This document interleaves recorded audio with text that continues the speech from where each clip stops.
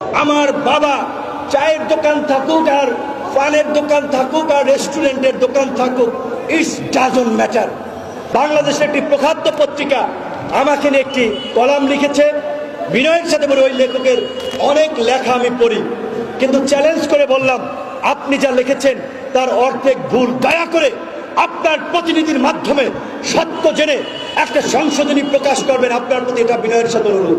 আপনি বলেছেন আমার দুই ভাই বাড্ডাতে থাকে, তারা নাকি কলা বেচে। ভালো, আমি বলেছি অহংকার করে গর্ব করে আমি একজন সাধারণ কৃষক শ্রমিক খেটে খাওয়া মানুষের সন্তান, লড়াই সংগ্রাম করে খেয়ে না খেয়ে পড়াশোনা করে ঢাকা বিশ্ববিদ্যালয়ে ভর্তি হয়েছি ইংরেজি বিভাগে।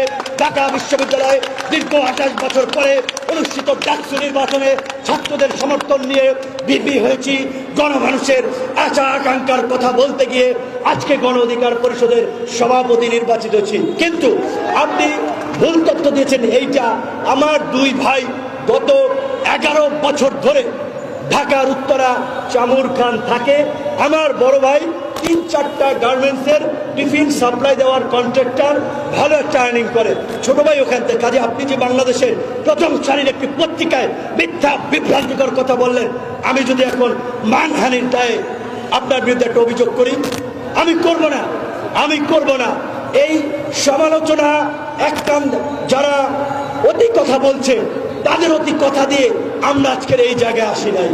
লড়াই সংগ্রাম করে আমাদের নেতা কর্মীদের রক্ত ঘামের বিনিময়ে এই জায়গায় এসেছি। কাজী এই সমস্ত কথায় কর্ণপাত করে সময় ক্ষেপণ আমরা করব না। আপনাকে সংশোধনী নিলাম। দ্বিতীয়ত, আমার বাবা চায়ের দোকান থাকুক আর পানের দোকান থাকুক আর রেস্টুরেন্টের দোকান থাকুক, ইটস ডাজন্ট ম্যাটার। গণ অধিকার পরিষদের সভাপতি হিসেবে আমার পরিচয় বাবার পরিচয় দিয়ে আমি মায়ের কোঠায় স্বামীর কোঠায় এদেশের রাজনীতি করতে আসি না। আমার নিজের পরিচয় নিজের যোগ্যতায় রাজনীতি করতে এসেছি। সেখানে একটা ভুল তথ্য দিয়েছেন। আমার বাবা 90-এর দশকে ইউনিয়ন পরিষদ ছিল বাংলাদেশের কয়টা, সেই সময় একজন ইউপি সদস্য ছিলেন। সামাজিকভাবে মানুষের কাছে একজন গ্রহণযোগ্য মানুষ মোটামুটি। সেই আমলে ছাত্র ইউনিয়ন ন্যাপ মুজফ্ফর অংশের রাজনীতি করতেন, একেবারে গণ্ডমূর্খ না। সেখানে আপনারা ভুল করেছেন। আমার পরিচয় খুঁজেন। চর বিশ্বাস ইউনিয়নের সর্বপ্রথম চর বিশ্বাস চরকাদল 2 ইউনিয়নের মধ্যে আমাদের টিনের আড়ত ছিল। সরাসরি কাঠপট্টি ধান চালের ভূষামালের যেটা বলে ব্যবসা তারা করেছেন। মাঝখানে ঠিক আমার বড় ভাইয়ের কিছু বলা চলে একটু ভুল ছিল।